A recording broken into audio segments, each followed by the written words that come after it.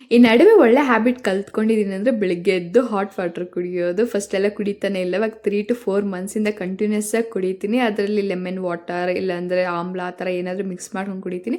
ಮೇಲೆ ಬಂದು ಕುಡಿದ್ರೆ ಒಂಥರ ವ್ಯೂ ಪಾಯಿಂಟ್ ಎಂಜಾಯ್ ಮಾಡ್ತಾ ಕುಡಿತೀನಿ. ನಂಗೆ ತುಂಬಾ ಇಷ್ಟ ಆಗುತ್ತೆ. ನಮ್ಮ ಮಮ್ಮಿ ಕೂಡ ಬಂದಿದ್ದಾಳೆ ನನ್ನ ಜೊತೆ.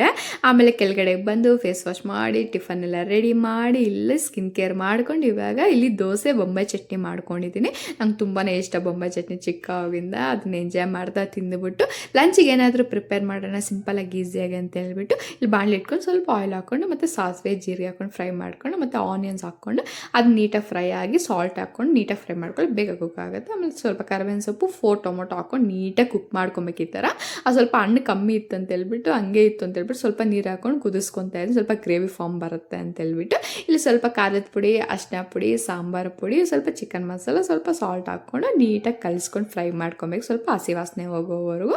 ಆಮೇಲೆ ಇಲ್ಲಿ 2 eggs ಆ್ಯಡ್ ಮಾಡ್ಕೊತಾರೆ. ನೀವು ಬೇಕಂದರೆ 4 eggs 3 eggs ಎಷ್ಟು ಬೇಕಂದ್ರೆ ಆ್ಯಡ್ ಮಾಡ್ಕೊಬೋದು. ಇದು ನಂದು ಗೋ ಟು ರೆಸಿಪಿ. ರೈಸ್ಗೆ ಚಪಾತಿಗೆ ಸಿಕ್ಕಾಪಡೆ ಚೆನ್ನಾಗಿರುತ್ತೆ. ಇನ್ನು ಸ್ವಲ್ಪ ಹೊತ್ತು ಕ್ಲೋಸ್ ಮಾಡಿದ್ರೆ ಇಲ್ಲಿ ಕುಕ್ ಈ ಥರ ಆಗಿರಬೇಕು. ಸ್ವಲ್ಪ ದೊಡ್ಡ ದೊಡ್ಡ ಪೀಸ್ ಇದ್ದರೆ ಚೆನ್ನಾಗಿರುತ್ತೆ ಅಂತ ಹೇಳ್ಬಿಟ್ಟು ಸಕ್ಕತ್ತಾಗಿ ಬರುತ್ತೆ. ಸ್ವಲ್ಪ ತಿಕ್ನೆಸ್ ನಿಮ್ಗೆ ಎಷ್ಟು ಬೇಕೋ ಅಷ್ಟು ಮಾಡಿಕೊಂಡ್ರೆ ಚೆನ್ನಾಗಿರುತ್ತೆ. ನೋಡಿ ಈ ಥರ ರೆಡಿ ಆಗಿದೆ. ಇವತ್ತು ನನ್ನ ಲಂಚ್ ರೆಸಿಪಿ ಬಂದು ಅನ್ನ ಟೊಮೊಟೊ ಎಗ್ ಕರ್ರಿ ಸಕ್ಕತ್ತಾಗಿತ್ತು. ನೀವು ಟ್ರೈ ಮಾಡಿ. ಅಷ್ಟೇ ವಿಡಿಯೋ ನೆಕ್ಸ್ಟ್ ವಿಡಿಯೋ ಸಿಗೋಣ.